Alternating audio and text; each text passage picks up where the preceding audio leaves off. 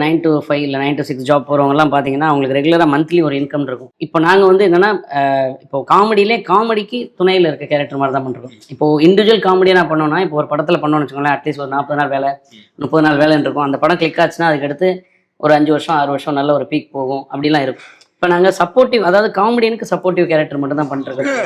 உங்களுக்கு என்னன்னா, இதுல ரெகுலரான ஜாப்ஸ் வராது. நீங்க ஒரு சில படங்கள்ல வரும், ஒரு சில படங்கள்ல வராது. இப்போ நாங்க கருப்பசாமி புத்தகத்துல ஒரு சீன்ல பண்ணியிருப்போம்.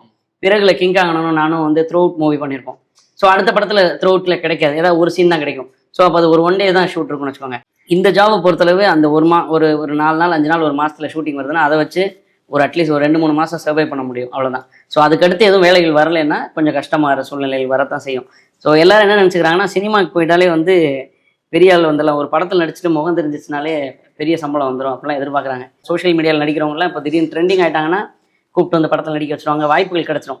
பட் அதுக்கடுத்து சஸ்டெயின் பண்ணுறன்றது அவங்கவுங்க டேலண்ட்டை பொறுத்து தான் இருக்குது. ஸோ இந்த ஃபீல்டை பொறுத்தளவு நீங்கள் எவ்வளோ லாங் இங்கே நிற்கிறீங்கன்றதான் மேட்ரு. ஸோ அதுக்கு நிற்கிறதுக்கு உங்களுக்கு கிடைக்கிற பொருளாதார விஷயங்களை வச்சு நீங்களாக கரெக்டாக மேனேஜ் பண்ணி நீங்கள் சர்வை பண்ணிக்கிட்டா இருக்கலாம்.